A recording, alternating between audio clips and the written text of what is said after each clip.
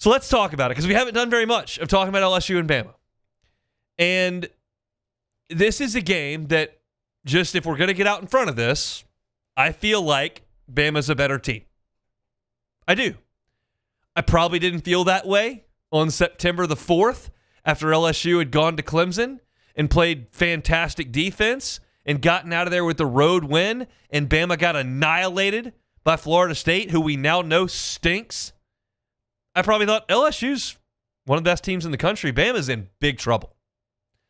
I don't feel that way today. We've got more data. We're 7 weeks down the road. Bama's a better team.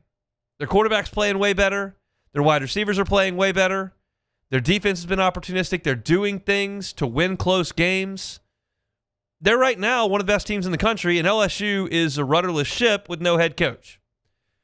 But LSU still has some good players, and Bama is far from infallible. South Carolina is bad. South Carolina played Bama tight a couple of weeks ago.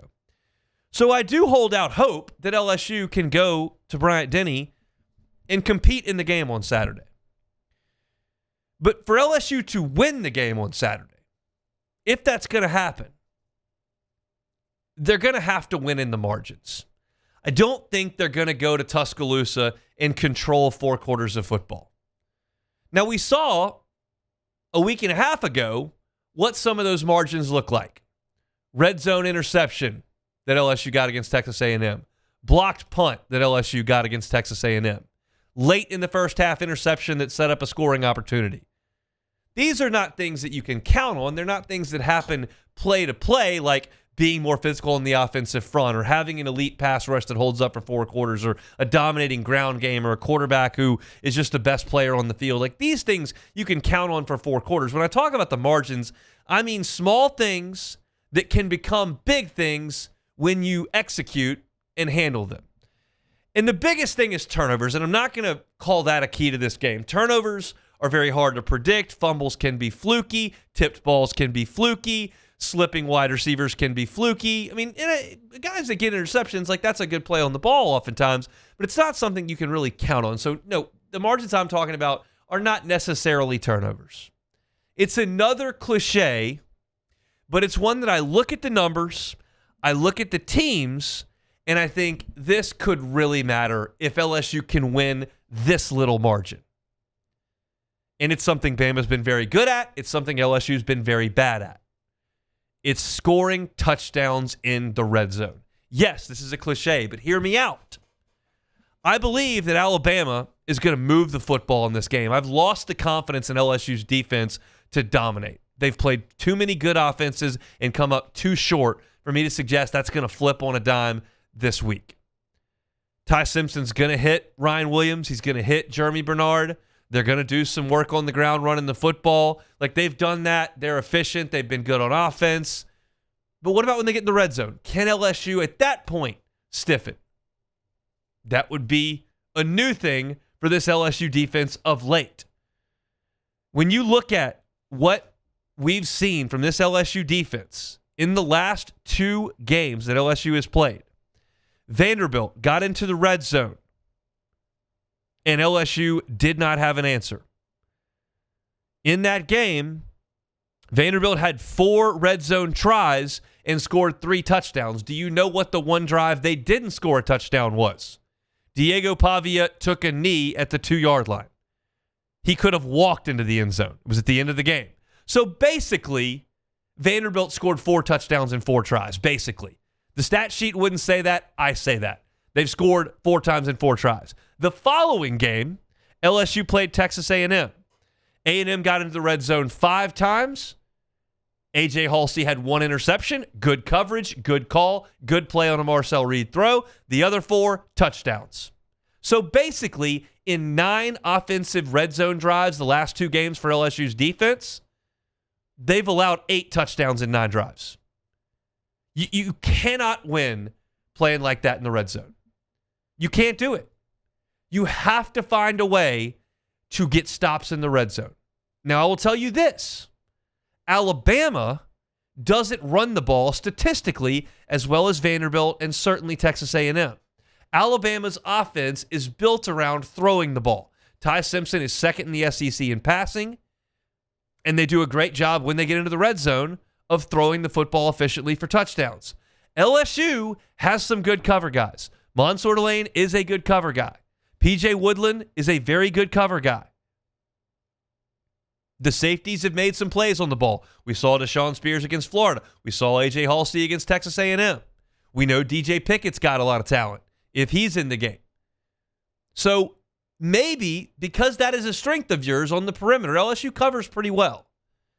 Maybe you can have some success against this Alabama offense that you didn't have against Texas A&M and against Vanderbilt. But Alabama's good in the red zone.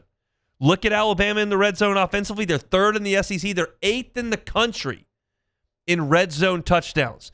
They've been in the red zone 41 times. They've scored touchdowns 32. That is eighth in the country.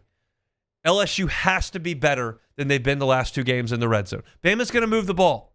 Force a field goal when they get to the 17. Force a field goal when they get to the 8. Knock the ball away on 3rd and goal from the 4 and make Kalen DeBoer send the field goal team out there. You've got to do it. On the flip side, LSU's offense, not good enough in the red zone, obviously. 29 trips to the red zone, 17 touchdowns. That is 59%. That is 14th in the SEC. It is 91st nationally. 91st in red zone touchdown percentage. That's not going to work. You cannot go to Tuscaloosa and hope to win kicking field goals. 2011 was a ball. I was there on the field in overtime. Aaron Andrews was standing right next to me. What a cool thing. Can't win kicking field goals this time around in Tuscaloosa. You got to go get touchdowns. And they're not doing it right now. Not getting touchdowns when they get in the red zone. But what is going to change this week? What do we think? We think LSU is going to run the ball more. Alabama's run defense been a little bit leaky. You look at the numbers Alabama has allowed on the ground. They've allowed teams to get going. We saw Florida State run for 230. Georgia ran for 227. Missouri ran for $163. Tennessee ran for 142. Teams have gotten the ground game going against Alabama. They're 12th in the SEC in yards per game allowed. They are 15th in the Southeastern Conference in terms of yards per carry allowed. 15th of 16 teams. You've got to get physical inside the 20. You got to go get a touchdown. We saw Harlan Berry do it against Texas A&M. It's got to happen. Bama may control some aspects of this game. They may outgain LSU here or there. But if you can hold Alabama to a couple of field goals when they get down there, not even in the red zone, but inside the 30, inside the 35, force a 50-yard field goal. Stiffen when you have to in your own territory, and then you turn around, and on those same 2 drives, you can punch in a touchdown? You see how that works? This is obvious stuff, but I think the statistics amplify it. They amplify it. LSU has to win the red zone game. If you win turnovers 4-0, you'll probably win anyway. That's not something you can count on. But execution when the field shrinks is you just have to be better at it. You got to make better decisions. You got to be tougher against the run. And LSU's got to find the margins to win here, because suggesting LSU's going to go over there, as much as Frank Wilson, and I admire him saying, hey, we're going over there to pick a fight. We're going to do it with let our helmets and shoulder pads do the talking. All that's well and good. And LSU may, but I don't see LSU going in there, outgaining Alabama 390 to 260 and beating them 31-20. I don't see that. But can you keep things close by winning a little bit of a game within the game like this, and then win it in the fourth quarter? Maybe. That's a roadmap for LSU. But it's the stats are gonna have to flip, because the statistics say LSU's red zone defense is not good. Alabama's red zone offense is good. LSU's red zone offense is not good. That's what the stats say. You have to flip it on Saturday night in Tuscaloosa. You have to. Hey, thanks for watching Hunt on LSU. Before you get out of here, do us a couple of favors. Hit that like button, leave your comments below, and subscribe to the channel for all your Fighting Tiger football talk. See you next time.